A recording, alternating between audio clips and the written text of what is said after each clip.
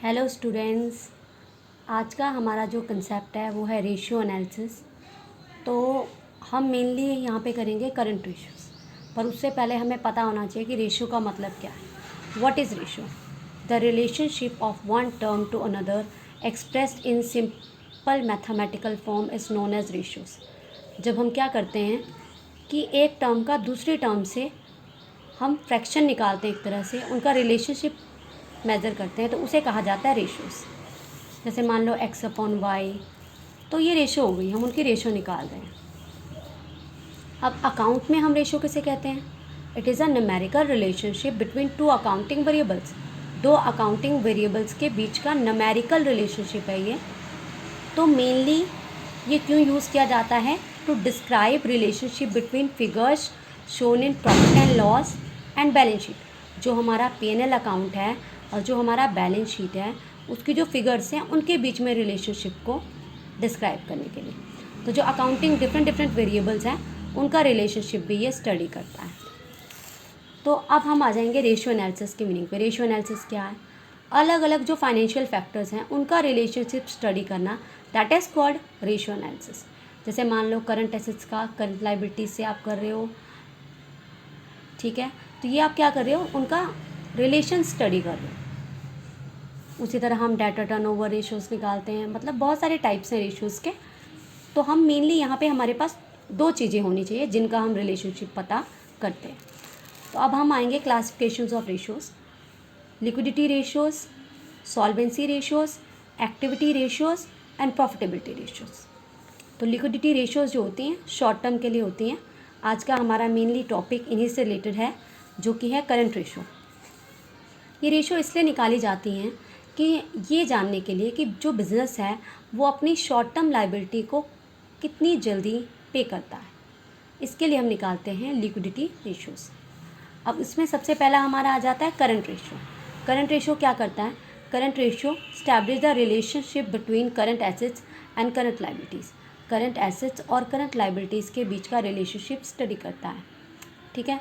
और मेनली जब हम आइडल करंट रेशियो की बात करते हैं, आइडल मीन्स आदर्श आपकी जो करंट रेशियो है दैट इज़ 2:1।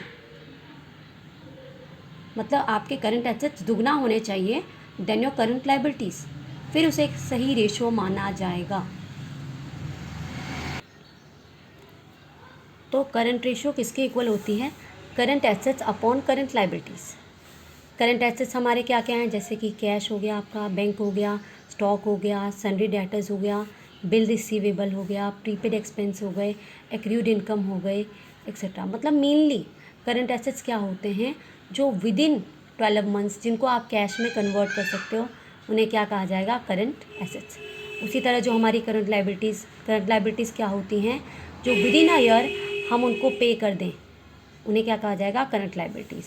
जैसे कि आपके होते हैं क्रेडिटर्स, बिल पेबल, आउटस्टैंडिंग आपके एक्सपेंस हैं कोई, bank overdraft, income receive in advance. तो ये सब आपके क्या हैं? Current liabilities. अब जैसे ये सम है, हम एक सम करते हैं, हमें निकालनी है करंट रेशियो। हमें इन्फॉर्मेशन गिवन है, कैश इन हैंड है 8,000, इन्वेंट्रीज़ है 9,000, ट्रेड रिसीवेबल है 11,000, टूल्स हैं 15,000, कंप्यूटर्स दिए हुए हैं 30,000, बिल रिसीवेबल दिया हुआ है 6,000, सन्ड्री पेमेंट दी हुई है 7,000 एंड ओवरड्राफ्ट दिया हुआ है 10,000। ये हमें इन्फॉर्मेशन दी और हमें क्या कहा गया है? करंट रेशियो निकालने के लिए। तो ये फर्स्ट सम है इस चैप्टर का। अब हमने क्या करना है? सबसे पहले हमने करंट एसेट्स का टोटल करना है। करंट एसेट्स हमें क्या क्या दिए हुए हैं? यहाँ पे कैश इन हैंड दिया हुआ है, इन्वेंट्रीज दिया हुआ है, ट्रेड रिसीवेबल दिया हुआ है और बिल रिसीवेबल दिया हुआ है। इसके अलावा हमें दो एसेट्स और दिए हैं, ये देखिए, टूल्स भी दिया है, कंप्यूटर्स भी दिया है, लेकिन ये करंट एसेट्स नहीं है, तो इसलिए इनको यहाँ पे नहीं लेना, ये फिक्स एसेट्स हैं। ओके, तो हमने जो जो इनके अमाउंट है, जैसे कैश हमारा 8,000 था, इन्वेंट्रीज 9,000 है, ट्रेड रिसीवेबल 11,000 है, बिल रिसीवेबल 6,000 है, टोटल हमारे करंट एसेट्स आ गए 34,000 के। इसी तरह हमने करंट लायबिलिटीज़ निकाल लेनी है। करंट लायबिलिटीज़ हमें क्या क्या दी हुई हैं? ओवरड्राफ्ट दिया हुआ है हमें और सन्ड्री पेमेंट दिया हुआ है। हमें दो ही लायबिलिटीज़ दी हैं मेनली यहाँ पर, वो भी करंट ही है। ओवरड्राफ्ट हमारा 10,000 का है और सन्ड्री पेमेंट हमारी 7,000 की है, तो टोटल हो गया हमारे 17,000। ओके, अब हमने निकालनी है करंट रेशो। करंट रेशो किसके बराबर होती है? Current assets upon current liabilities.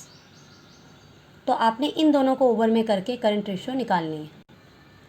तो हमारे देखिए, हमारे जो करंट एसेट्स हैं उनका जोड़ आ गया था 34,000 और जो हमारी करंट लाइबिलिटीज़ हैं उनका जोड़ आ गया था 17,000। जब हमने इसको सॉल्व किया हमारी रेशो क्या आ गई, 2:1।